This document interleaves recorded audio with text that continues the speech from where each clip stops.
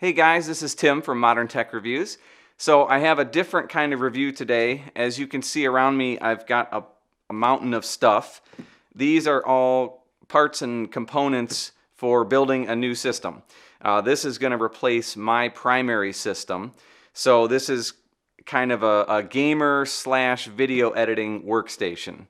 And of course, I'll have links to everything down below so you can check them out for yourself, either on Newegg or Amazon. Which is primarily where I got all these parts. I've been putting these parts together over the course of about the last month. The case I actually picked as one of the last components, and I spent quite a bit of time researching different glass cases. Originally I was going to go for the Corsair case, but I found this Rosewill, and the thing that I liked better about the Rosewill case was the fact that it didn't have any major branding on the outside, but I just wanted a very clean look. And I think this just has a little subtle Rosewill logo on the bottom front of the case.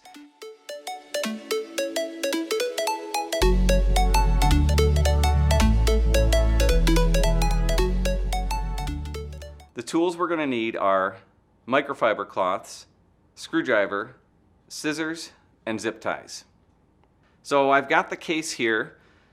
This is obviously where you need to start. I mean, you can start pulling parts and pieces out, but first things first, let's get this thing torn apart.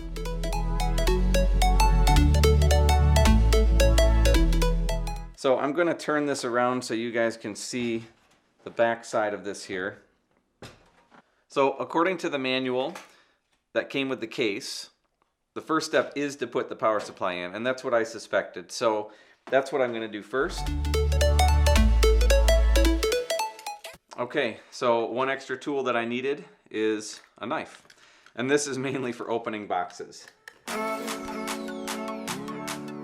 Okay, so now I've got everything here. Obviously the power supply itself, that's the main unit and the first thing we're going to be installing. And this is a fully modular, which means there's no cables coming out of the thing, and then you just plug in only the cables that you need. So the next step on this thing is to put the motherboard in. That's what the manual says to do, and that's also just naturally the next step that I would do. You don't want to start putting all your fans in before having the motherboard in, because then it's hard later to put the motherboard in. Now this is the point when I like to set the case down.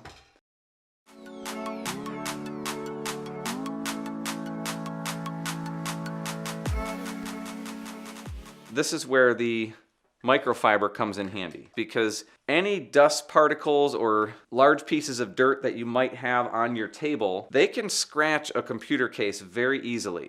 There. Now I can lay this down. There's no parts of the case that are touching the hard surface where it could get scratched. Now it's time to get the motherboard out.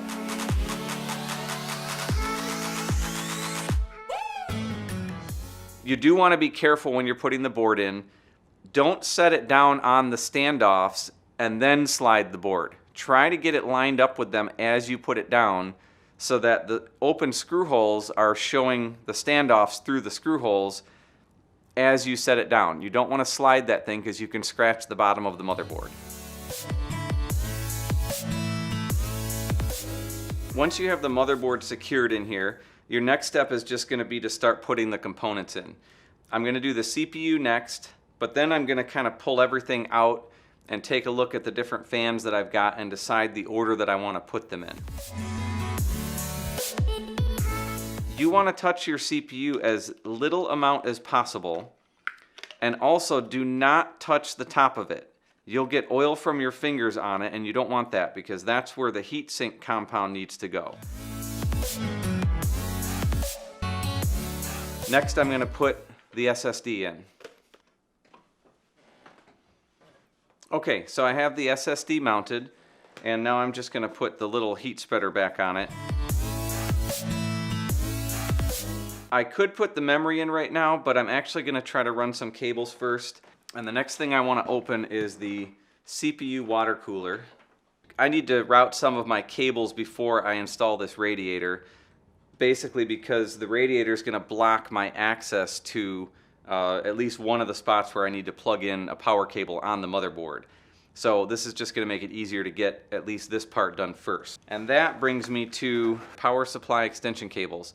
This is the main motherboard power, and here's the one for the CPU power connector on the motherboard.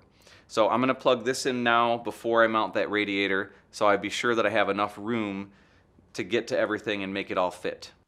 Okay, so I've got my cables routed the way I needed to. I'm ready to install the radiator. I'm just going to go ahead and get the radiator installed, including my fans, get that going, and then I'll come back to the video and we'll carry on with the next step. So I have the radiator installed now. You can see it's in here. I've got my 2 fans on it, and I've got a bunch of wires now coming out the back for plugging in all my fans and whatnot. I'm going to work on the wiring at the end as far as the final back side. But next, right now, I'm going to put my 3 front fans in, and then my video card, and then I can start plugging cables in, and we're getting close to done. All right, I've got the 3 fans mounted now. You can see them on the front here. I've got lots and lots of cables coming out the back. That's going to be the final cleanup and tying everything together at the end. Really, the next step that I need to go through is installing the video card and putting the final RGB fan on that. On the back side, I need to figure out how to mount the 𝗩𝗓𝗏 Pro unit. So that's going to be mounted on this back side somewhere so I can plug all my fans into it and make them talk to each other. I discovered something as I got this far into it, that there's another component that I need. There's this thing called a lighting hub. All the research that I've done, I can't seem to find this thing available to buy separately. So basically what I'm going to do, well, I've already done it, is I've ordered the 3-pack of these, and I'm going to send 3 of these back. Use the 3-pack, install the lighting hub, and I'll be able to get the rest of this done, hopefully tomorrow. Unfortunately, I have a little problem with the shipping. It doesn't look like the extra part that I ordered is going to be in today. It's supposed to be here this weekend, so my plan is to get this thing built then. I don't really need to show you how I'm going to tidy up the cabling, so I'll just come back to the video after I'm done with that and kind of show you the completed product. Welcome back, guys. This is a few days later, and I now finally have everything installed. Wiring is complete. RGB lighting is set up, and I'm just going to take off this side cover and show you what the inside looks like as far as my wiring goes. So I'm not sure how well you can see this here, but there are a lot of wires in here, and I've got them tied down as neatly as I could. I've got my 𝗩𝗏𝗏 Pro up here, my lighting hub up here. This was the extra piece that I had to order to control the LEDs on all the fans, and then obviously just a plethora of wires down here. But this thing is up and functional. Now let me just show you the other side. So this is the interior of it. As you can see, it's pretty clean. I don't know if you can see this light strip here, but that's one of them. I wanted to do them around like a square around each of the edges, but this back edge, there's no real good place to stick it. But as you can see, the cabling in here is very clean. I've obviously got my water cooling cables. There's a few cables you can't avoid, like the power for the video card, motherboard, etc. But overall, I'm very happy with the cleanliness of this case, and I like managing the cables on the back side to kind of keep most of the mess hidden from view. Okay, so the final step is coming up, and then I'll do a final wrap-up video with a bit of a synopsis, what I feel about this case and the new RGB rig, and all the different gear that went into building this system. I'll summarize, and then I'll give you guys links down below to everything you can buy. See you in a few minutes.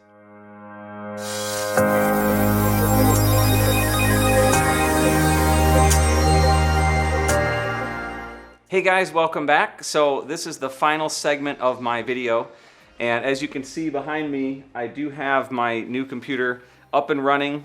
It is fully built. It's probably a little blurry right now, but I'll show some close-up shots. But basically, in the end, I've got 6 fans that are LED, obviously, individually controllable, but I have them linked. I've got 4 memory chips that are LED. I have 4 light strips in there that are LED. My video card is LED, and the water cooler on my CPU is LED. And then to kind of top all of that off, I've got the Corsair RGB keyboard and mouse pad, and soon to be wireless mouse. It's actually not available yet, so I haven't ordered that. So you can see what all this stuff looks like. Very cool design. This is exactly what I was hoping to get out of this, and I'm very pleased with it. Now I will say that I've had a fair share of difficulties, some challenges that came up along the way while I was building this computer. This is my first time putting together a water-cooled system, and a lot of these parts are brand new. They haven't been on the market that long, some of this RGB lighting and that sort of thing. And getting everything to work properly together turned out to be a little bit more of a challenge than I expected. I never mind a challenge, and I've been doing computers for so long that, of course, I figured it out. I got all the parts and pieces that I needed. I'm actually going to list out a full inventory of everything that's in the computer down below in the description, so you can check out all the different components that went into this, including the little module that controls the fans and the LEDs and that sort of thing, because there was one extra piece I had to order, as I mentioned earlier. Once I got that in, got it mounted, everything is looking awesome, and I'm very, very pleased with how it came out. Now, with regards to the software, Corsair has frequent updates to their Link software, which is Corsair's software for controlling the LED lights. And when I first got it up and running, I actually had a slight problem where it wasn't syncing everything, and sometimes it wouldn't detect everything. And after an update, that fixed most of that. Then I had a problem where when I set up the LEDs on my memory, I had it in sync with the rest of the lights in the case, and all of a sudden I noticed that they kept getting out of sync, and they would go into this different color pattern, and I didn't understand why. Well, it turns out that 𝗩𝗘𝗦𝗀, who makes my motherboard, they also have a utility to control the LED lights on their motherboard, and I had that installed on top of the Corsair, and it was taking over for the Corsair software to control the memory LEDs. Well, I didn't want that because I want one program to control it all, and I also want them to be able to sync up with each other, because that's what the Corsair program lets you do.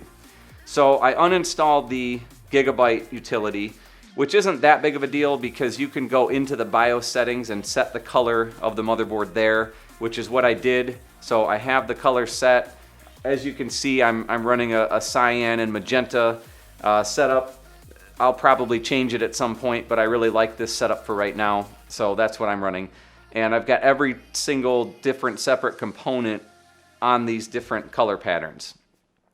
Now, the Corsair water pump, oddly enough, it has a weird glitch where sometimes when I turn my computer on, it is disabled in the device manager.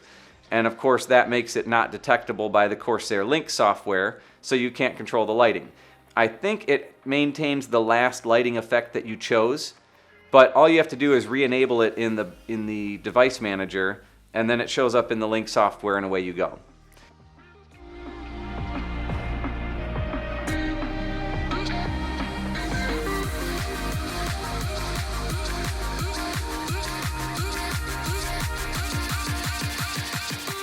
Now, also, my 𝗍𝗑𝗕𝗓 card is not detected by the Link software, so I have to control that with there's a special 𝗍𝗑𝗕 utility separate from the NVIDIA drivers, and that just lets me change the color of the LED on the NVIDIA video card.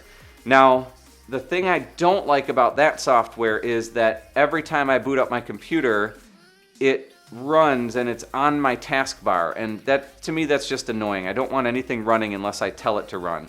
Or if it's going to sit in the system tray over by the clock, that's fine, but it runs on the taskbar, and that's just a pet peeve of mine.